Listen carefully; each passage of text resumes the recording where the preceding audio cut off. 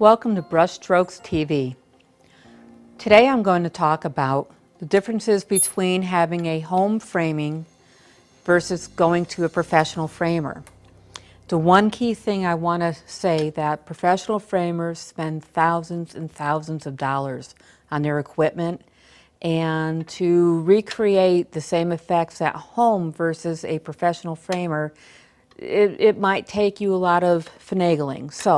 But this is some of the things that I use here in my shop. I am a professional framer. Hi, I'm Barb from Barb's Custom Framing here in Morristown, Minnesota. And I just want to share some of the things that I use in my shop that you can also use at home. So you don't have to go see a professional framer or to help cut some of your cost for professional framing. One of the things that is the utmost important is to have a vise that will hold the frames together for you. And I have several vices here. This one here is a professional grade 45-degree angle vise. The great thing about this is that it's going to hold no matter what I put into it. But the problem with it is that I only have one, so I only can do one corner at a time. I bought these on eBay. They didn't come with the wood blocks, but these little 45-degree vices have worked wonders, because I have some wood, the pressed wood, that will not fit into a professional grade cassis because of the glue that they use inside the pressed wood. It sometimes will actually make the nail explode. So I use this here for my joiners, or to get my corners glued together. For framing at home, another item that you can get to help out as far as the frame part of it goes is this here is called a studio joiner, and this I also acquired on eBay. And what this does is you would take your wood and you would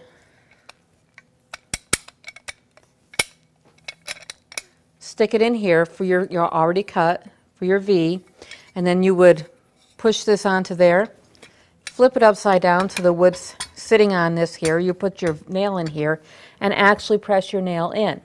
So this here is a hand cassis in all other words, but it's a hand operated, and when my cassis goes down, or again I'm working with pressed wood, this is what I do use. So as a professional framer, I do utilize some things that you guys could at home. Now, I mentioned cut wood several times already. I use a chopper. My chopper has blades on it that are literally like a guillotine. So when I press down on my pedal, and this is actually my chopper right here. So when I'm pressing down on this here, the blades are actually coming down and chopping the wood. It's actually cutting the wood. So for you at home, a piece of equipment like that would be awfully expensive. One thing that you could do for at home for making your own frames is get a miter saw. The problem you're going to have with a miter saw, though, and I'm not saying that you can't work around it, is that with a miter saw, after you get your first lengths cut, for your framing, you're going to be measuring on the inside of the rabbet from here to here for your mats and everything else. But for cutting with a miter saw, you're going to have to now get the width from out here, from this end to this end, and measure that in inches. So you have to know the difference between the rabbet to the outside of your frame, and that has to be added onto each end. So that way there, when you're cutting your 45-degree angle on your miter, you're making sure that you're getting your proper width for your frame, for the outside of it. Because the inside, it's going to, once you get the proper width, the inside will work out. But I use a chopper. I do have a miter, but I really prefer the chopper. It's just a lot easier. So that's something that maybe if you could get your frames chopped, or my supplier, Gemini Molding, they do offer chops, and they sell to home businesses from time to time, so that's not a problem. You really just need to have something professional to chop your edges with. If your edge is not cut properly, you could have chunks in here which will not give you a flat joining. So if your joint does not become flat, you're going to have gaps in your framing. I have had gentlemen bring in some barn wood that he wanted frames made out of. Him and I discussed it, and I told him about the rabbit that I needed. So he has been bringing me these old pieces of barn wood that from a barn that fell down in his property, and he gets them to the proper width here. Then he takes his router and he comes in, and he didn't get a real clean router on this one, but that's okay. I can still work with that because the glass will still fit inside there. And he routers this out, and so now I have this beautiful piece of old barn wood to frame with. And for framing, I clean up the inside, of course, get all the cobwebs out, but the outside of it, I just leave exactly how it is. Beautiful, beautiful piece of wood to frame with. And I've done lots of pictures for him with this. Another area that you have to take into consideration before you start framing at home is glass cutting. Glass cutting is hard, well, glass itself is hard to come by, framing quality glass. You can get it from distributors such as hardware stores and maybe auto glass stores, but you need to make sure that it is framing quality glass. It's not just glass that they put on a window or something like that. You might have to pay a little bit more for it from them because they have to go through alternate suppliers to get it.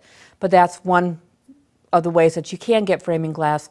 Otherwise, framing glass to get it from an actual distributor, say TrueView, they don't distribute it out to anybody, but they're larger, big name companies.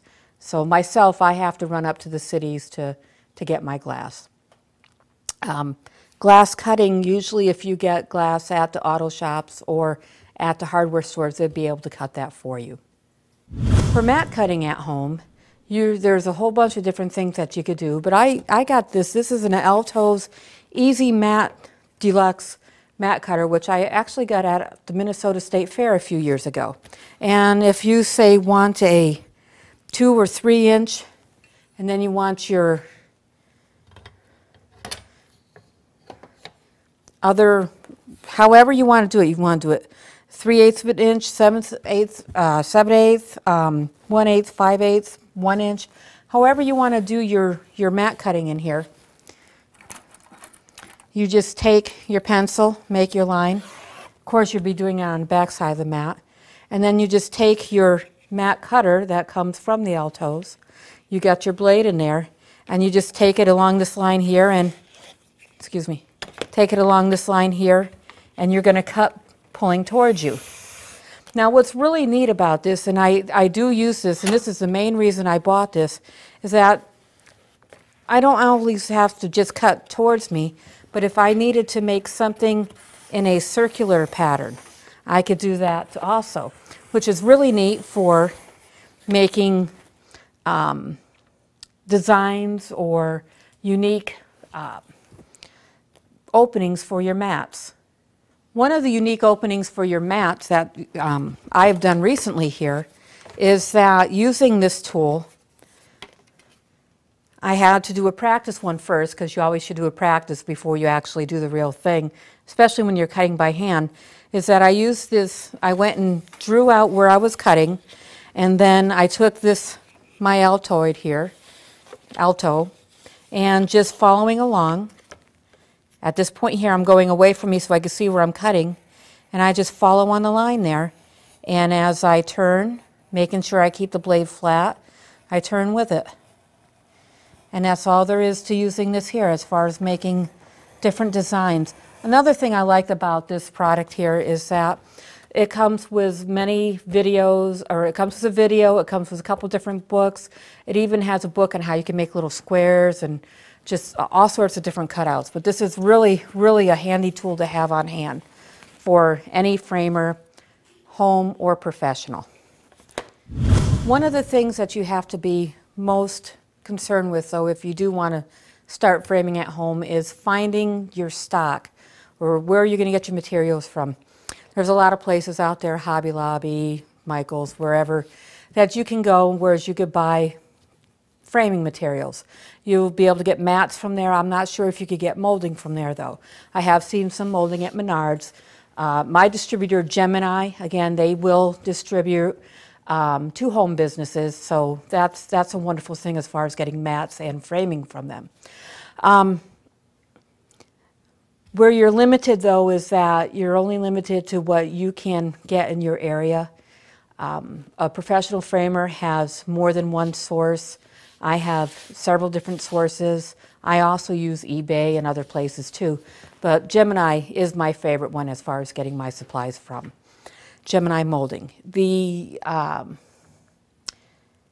hard part is when you have a frame that you really like and then it goes out of stock and then they don't bring it back. So that's always been a fun part for framing, whether you're professional or your home. So that's when you're getting supplies, make sure that this supplier will have what you want or have what you need for a while. Or if it's getting ready to go out of stock, make sure you ask. Professional framers have a much more wider selection than what you at home can probably find. So with that being said, there's a lot of different things that you could do as far as either home framing or professional framing, or doing part of it at home and then letting the professional finish it for you to help save a little bit on that bottom line. I've had a lot of people bring me in mats. I've had a lot of people bring me in frames. I take it all.